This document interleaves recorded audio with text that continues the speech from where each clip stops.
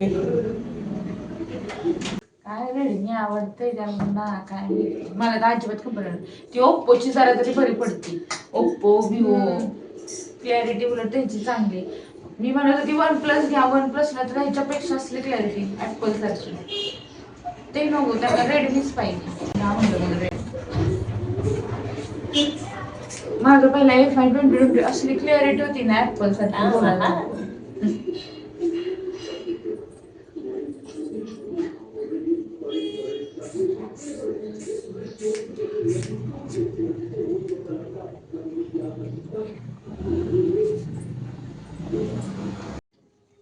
तुमचा करायचा का व्हिडिओ? कुठे गेली ती करून द्यायची लय हलती. तसंच करणार मी. लय येडी पोरगी आहे. कंटाळाल तुम्ही केस कापताना आता बघा. अगं बाया माझ्या तर केस घड्यांच्या आणि आधी निघतो. पण मला तर कमेंट येतात बाहेरच्या देशातनं की एवढी छोटी का केस केलेत. आता म्हणलं आमच्या इकडं असंच आहे, तर म्हणतात बॅड आहे असं.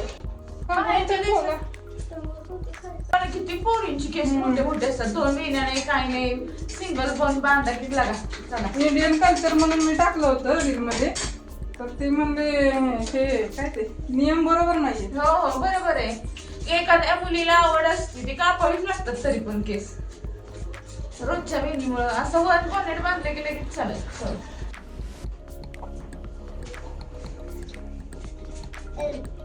अजून सांगितलं छान काप वळखतील का कोण तुला? काय काय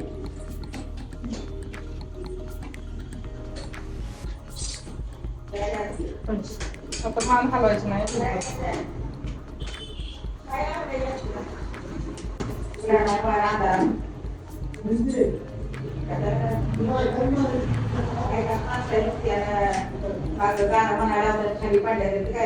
आता कट केले तेवढी सूट आपल्याला छान वाटतं.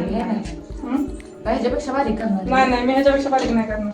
बस एवढी बस तेवढं सूट होते.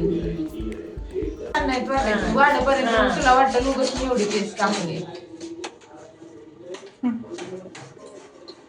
तिला केसाला वाढ असेल त्यासाठी वाढणार लगेच केस. 15 दिवसांनी वाढते.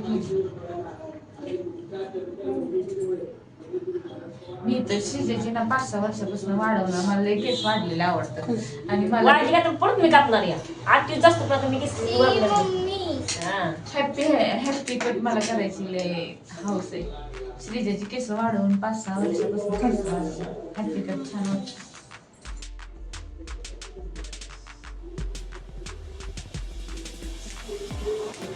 बघा ना पण कंपल्सरी 2 महिन्या पाहिजे. बाबा एक दिवस पण येणं चालत नाही. नाही बाहेर मारतात बाहेर उभं करतात. रिपीट नसतं तरी पण भेटता भेट खुशी मला अजिबात खाली मानत खाल्यावर स्वयंपाक करायचा. स्वयंपाक काकी कुठे गेली? काकी गावाला कुठे ना मुंबईला गेली. लग्न भाचीचं ठरलंय ना. तिला म्हटलं बाई तुझा मला काही जमणार नाही. मी बारकी पोरं असली की जमते वेळ जायला. पुढच्या रविवारी लग्न आहे. तिला म्हटलं जा. नंदच्या पोरीचं लग्न ठरलंय. सुट्टीला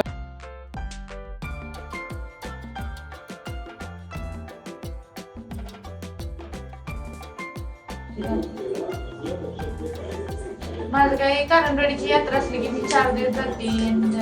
4 दिवसांनी हो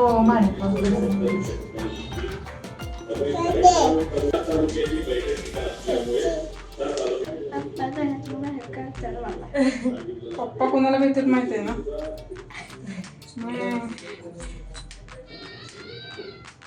एकच लेडी डॉन आहे घरात.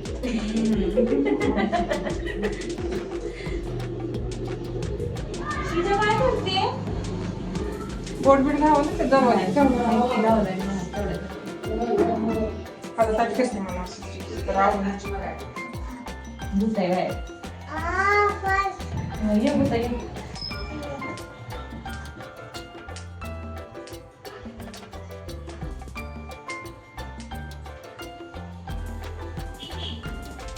पडशी ना बाबा. तुला मार पाहिजे का? आजी म्हणून कसली कसं कापाय गेली. उद्या या मग. उद्या येतोय. नाही घेतली. तो आई वडिलांच्यात मुलांच्यात इकडे आहे का? नाहीच ना.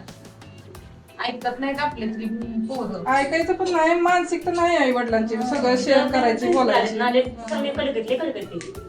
आता सगळी जी पाऊल नऊची असते ना तर 8:30 वाजता ते पूर्ण गेट बंद करतात. नंतर घेत नाही एक मध्ये आपण बापरे. पूर्ण नाही आता ही 8 वाजता जाते. पहिले चालू होतं 9 वाजेपर्यंत गेलं तरी काय नाही. आता नाही नियम कधी आणि एखाद्या पोराला बस नाही भेटली, गाडी नाही भेटली, त्यानं काय करायचं सकाळी सकाळी? आठ तरी द्यायचा. काय करायचं? उद्यापासून स्टडीला येणार ना. खाली हो. 8 तरी द्यायचा नाही तर बापरे. माझं दोनदा अगोदर सांगायचं तुझं किती असावं लक्षात? खाली शाळेतून खाली वाकड. तुझं त्यांच्या बोलण्याकडे कशाला लक्ष पाहिजे? वायफाय त्यामुळे बॅलन्स महिना नसला तरी काय वाटत नाही.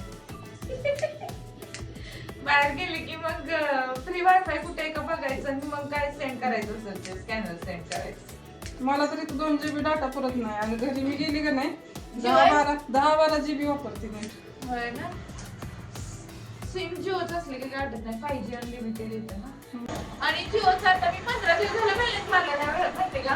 कम्प्लीट मला रोज एक तरी कॉल येतो. कम्प्लीट बॅलन्स मारा, तुमचा बॅलन्स संपलाय, सर्व्हिस बंद होईल. पण हे होतं ना, कॉलिंग बंद होतं ना. इनकमिंग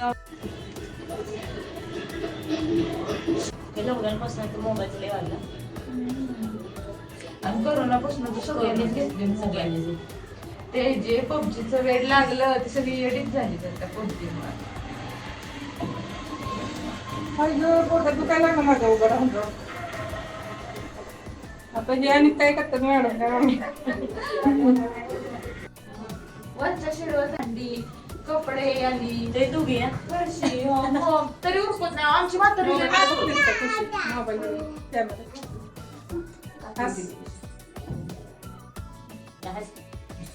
आणि त्यांच्या हाताखाली लय नाचायला. फिर जरा पुढचे ना, फिर पुढची घेऊन. बोलत किती छान.